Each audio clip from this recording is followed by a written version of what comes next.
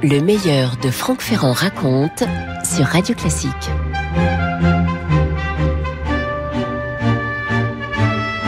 Bonjour à tous. Nous sommes à Tokyo, le 19 octobre 1941 et au petit matin, l'amiral Isoroku Yamamoto se rend au siège de l'état-major de la marine impériale japonaise, où il est très déterminé, Yamamoto. Il veut emporter une décision qu'il défend depuis longtemps, depuis des mois. Il veut convaincre cet état-major japonais d'attaquer la base militaire de Pearl Harbor.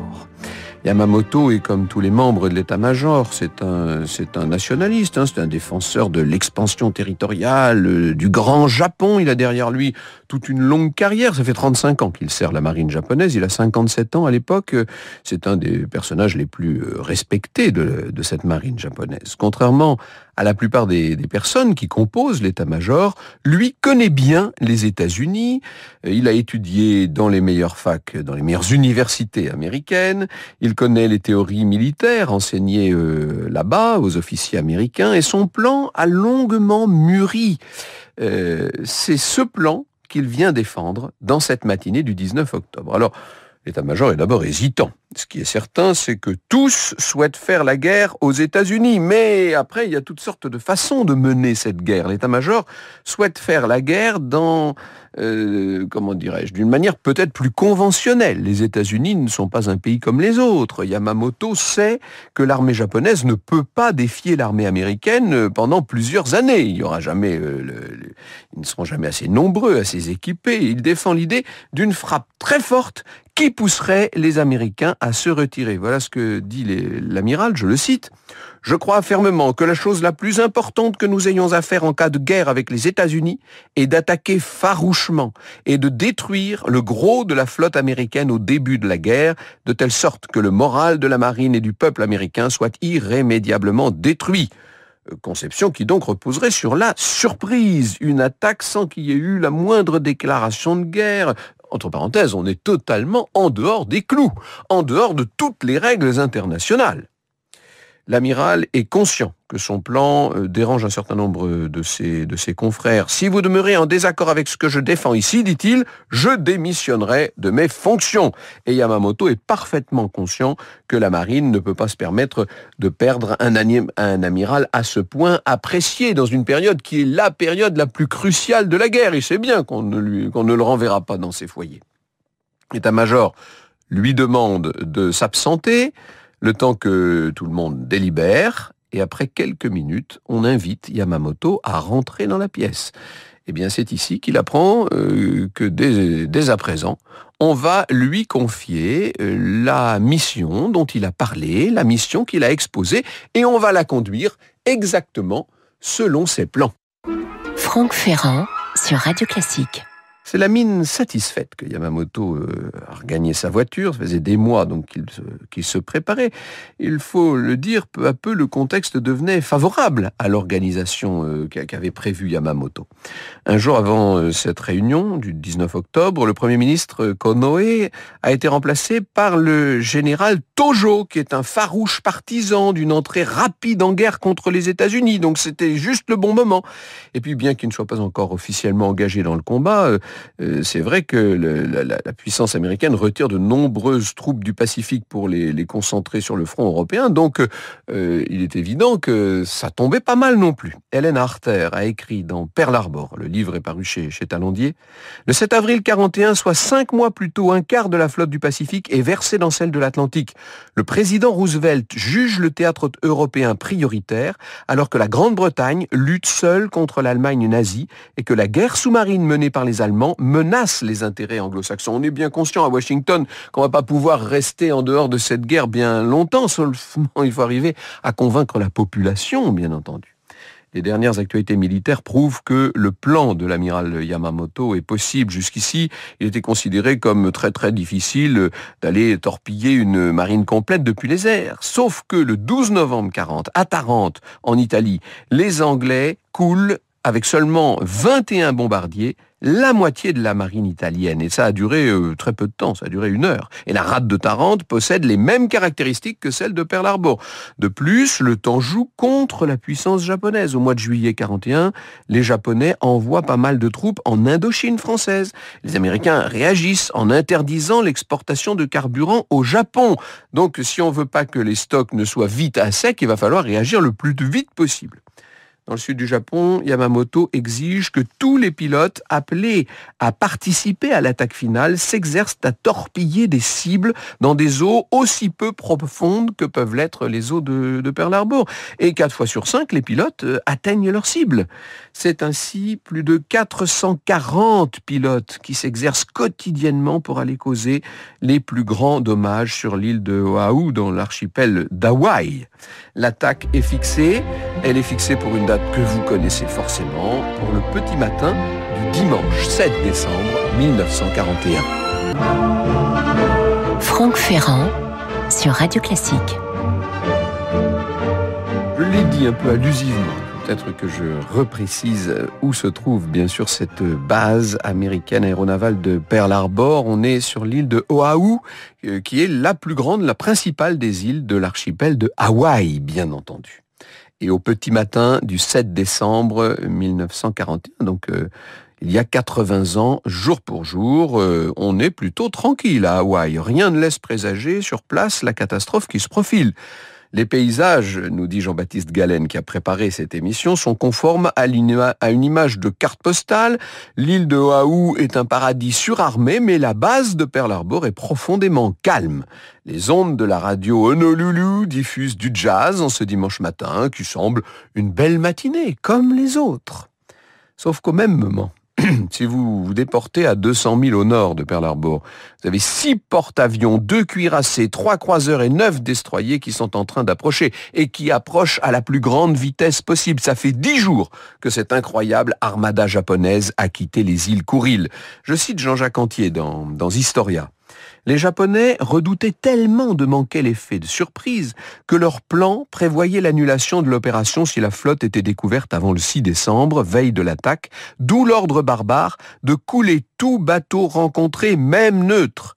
À noter que 28 sous-marins sont simultanément déployés autour des îles Hawaï avec ordre de couler tout bâtiment susceptible de surprendre la force principale. Vous avez bien compris que le maître mot de tout ce que nous sommes en train de revivre là, le maître mot, c'est la surprise. Donc si vous avez la mauvaise idée, même si vous n'êtes qu'un petit bateau de pêche tout à fait neutre, si vous avez la mauvaise idée de vous trouver sur le chemin de cette armada qui est en train de fondre littéralement sur Pearl Harbor, eh bien, évidemment, il va falloir vous supprimer. Les Japonais sont persuadés que cette surprise, c'est la clé de tout. Plus les dégâts seront élevés, moins les États-Unis pourront se battre et plus les Américains seront forcés à négocier rapidement une paix, ce qui est bien sûr le but stratégique, pour ne pas dire politique, de l'Empire du Soleil Levant. À 6 heures du matin, l'ordre de décollage a été envoyé. 181 avions, 181, première vague, vont décoller. Et évidemment, il y a une espèce de ferveur. On est dans ce Japon nationaliste chauffé à blanc, acclamation frénétique sur tous les ponts. À 7h40, les aviateurs japonais, ça y est, sont en vue de l'archipel d'Hawaï. Les Japonais savent tout à fait que à 8h du matin tous les dimanches, sur l'ensemble des bâtiments de la flotte, les marins sont à l'arrière pour saluer le pavillon. Ça, ce sont des raisons de protocole militaire. Eh bien, c'est à cette heure-là, justement, que l'aviation japonaise surgit dans le ciel d'Hawaï. C'est tout à fait sidérant. Un haut-parleur annonce « Attention, branle-bas de combat, attaque aérienne, ce n'est pas un exercice ». Ben oui, il y en a tellement d'exercices qu'il faut préciser. Jean-Jacques Antier nous dit « L'objectif prioritaire pour 48 bombardiers de la première vague est le groupe compact des cuirassés américains alignés à la file indienne au mouillage sur leurs coffres. Le Nevada, l'Arizona, le Tennessee, le West Virginia, le Maryland, l'Oklahoma et le California. Les avions descendent entre 30 et 12 mètres de hauteur, larguent leurs torpilles à moins de 150 mètres du but. C'est le massacre. On peut dire que cette flotte américaine de Pearl Harbor a été attaquée à bout portant. À bord de l'Arizona, le bilan est terrible. Par exemple, la torpille jetée de l'avion atteint la soute à munitions, ce qui va faire une incroyable explosion. De quoi assombrir le ciel jusqu'alors ensoleillé de Pearl Harbor. Près de 1000 hommes sont tués sur le coup.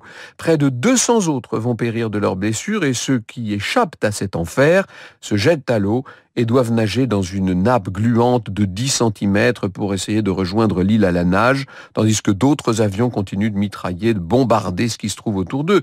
Des 7 cuirassiers qui sont présents à ce moment-là, aucun ne va être épargné. À 8h30, après 35 minutes de pilonnage, la première vague se retire. La quasi-totalité des 180 avions stationnés à Pearl Harbor ont été détruits, en tout cas suffisamment endommagés pour n'être pas utilisables, ce qui ne va pas empêcher de poursuivre du côté japonais. Il y a une seconde vague qui déjà est à l'approche. Je cite Hélène Arter de nouveau. La base dispose de 125 bunkers de protection pour ces avions, mais le général Frédéric Martin a ordonné que les appareils soient sortis de leur bunker, désarmés et leurs munitions stockées dans un hangar verrouillé. Eh bien, 20 minutes après la première série, c'est donc près de 180 appareils japonais qui, de nouveau, font leur apparition dans ce ciel tellement bleu par ailleurs. On a l'impression d'un pur et simple cauchemar. À 9h moins 10, deuxième vague, donc, pour bombarder, mitrailler ce qui restait encore à flot ou debout. Chaque avion est doté d'une bombe de 250 kg, de 2 bombes de 60. Une fois que celles-ci sont larguées, bien les pilotes vident le chargeur des 2 mitraillettes sur les installations de la base. On ne laisse aucune chance aux Américains et les Japonais eux-mêmes sont surpris par l'absence de réaction de la part de cette armée américaine qui s'est laissée toucher au cœur. Les pertes sont bien moins importantes que dans l'ensemble des projections qu'ils avaient réalisées, ces Japonais. Finalement, ils rentrent facilement à leur base. Seulement 9 avions vont manquer à l'appel, vous imaginez ? Évidemment, côté américain, c'est pas du tout le même genre de bilan. 2400 morts, 1200 blessés essentiellement militaires. Les civils n'ont pas été beaucoup touchés. On va quand même en relever 50 morts. Sur le plan matériel, alors là, le bilan est effroyable. Tous les cuirassés ont été touchés. 2 sont définitivement hors d'usage, c'est l'Arizona et l'Utah. Et 5 autres vont retourner au combat après une réparation, mais qui va demander des mois, pour pas dire même des années.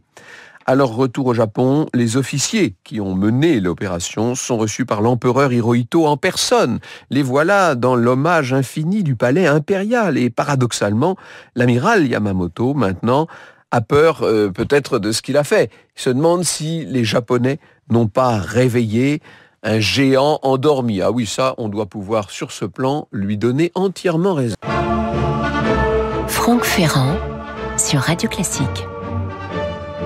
Alors, il faut bien annoncer à la Maison-Blanche ce qui s'est passé. Lorsque le président Roosevelt apprend cette attaque perpétrée par les Japonais, les avions de la deuxième vague viennent juste d'abandonner le ciel de l'archipel.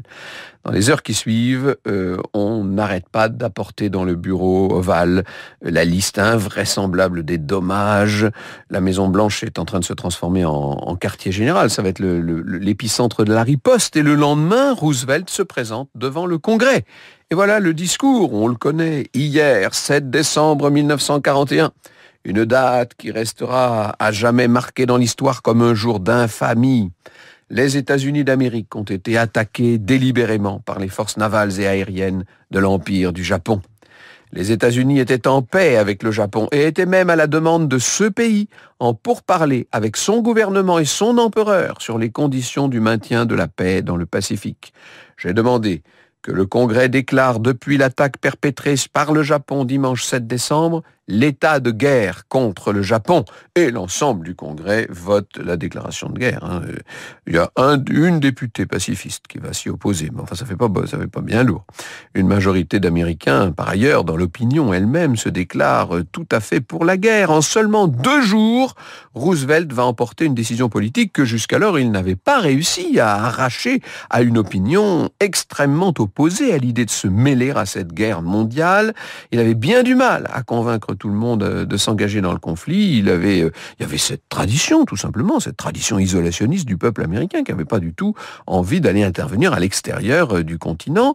Eh bien, l'attaque de Pearl Harbor, cette attaque insidieuse, surprise par les Japonais, devient le casus belli que l'administration Roosevelt attendait, disons-le. Et certains historiens, et pas des moindres, s'interrogent sur les connaissances que Roosevelt, au moment de l'attaque, pouvait avoir de ce qui allait se passer. Et il est vrai, vous allez voir que certains faits sont carrément troublants. Franck Ferrand sur Radio Classique. Je me rappelle très bien l'émission de télé que Alain Decaux avait réalisée sur le sujet il y a, j'allais dire 30 ans, mais non, maintenant on doit pouvoir dire pas loin de 40. Voici ce qu'il disait. Ceux qui pensent que Roosevelt a sciemment négligé d'avertir les forces du Pacifique citent un texte d'un des principaux collaborateurs du président, le secrétaire à la Défense, Henry Lewis Stimson. Dans son journal se trouve un passage assez extraordinaire, et Alain Decaux citait ce passage du journal de Stimson. Le président observa que les Japonais étaient réputés pour leur manière d'attaquer sans avertissement préalable et que nous pouvions être assaillis le lundi suivant par exemple, donc là ça aurait été le 8 décembre. Un problème nous inquiète alors quand vous savez que votre ennemi va frapper. Il n'est pas sage ordinairement d'attendre qu'il bondisse sur vous. Cependant, en dépit du risque encouru, en laissant les Japonais tirer le premier coup de canon, nous comprîmes que pour obtenir l'appui total du peuple américain, il était désirable de les laisser faire. Pour que personne ne pût nourrir le moindre doute sur ce qu'étaient les agresseurs, il s'agissait de savoir comment nous pouvions emmener les Japonais à une situation où ils tireraient le premier coup de canon sans nous exposer à un trop grave danger. Ce n'était pas facile. Vous vous rendez compte, il y a comme ça des documents historiques qui font froid dans le dos et qui renversent complètement la perspective qu'on pourrait avoir à l'esprit. À en croire donc ce témoignage, et la personne dont je vous parle, Stimson, est du premier cercle, c'est le secrétaire d'État à la guerre, il sait à peu près de quoi il parle, il est vraiment tout près du président. Roosevelt s'attendait bel et bien à une attaque de la part du Japon. Il ignorait où, probablement, il ignorait quand, quoique. Mais en tout cas, en dépit des nombreuses alertes reçues dans les mois précédents et surtout dans les jours précédant l'attaque, on n'a pas du tout réagi du côté américain, peut-être parce qu'il fallait sensibiliser une opinion qui jusqu'alors s'était révélée trop opposée à la guerre. Sans doute que Roosevelt considérait irréalisable que le Japon frappe Pearl Harbor, qui était si éloigné du territoire japonais. Le plan de Yamamoto, de ce point de vue-là, était tout à fait remarquable. On peut dire qu'il repoussait les limites du possible. Il était plus probable que le Japon attaquât une base ou un pays plus proche de ses frontières. C'est la raison pour laquelle, quand Roosevelt apprend l'attaque sur Pearl Harbor, il dit « Mon Dieu, ça ne peut pas être vrai, il s'agit sûrement des Philippines !» Mais non, Monsieur le Président, il ne s'agissait pas des Philippines. L'attaque était bien plus grave et c'était bel et bien le sol américain, d'une certaine manière, qui était frappé. L'attaque de Pearl Harbor marque un tournant dans le déroulé de la Seconde Guerre mondiale.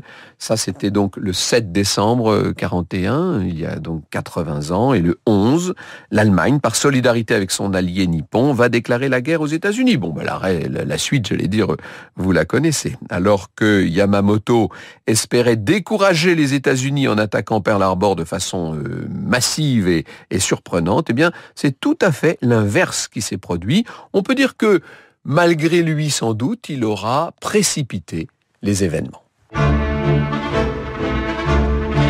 Vous écoutez Radio Classique.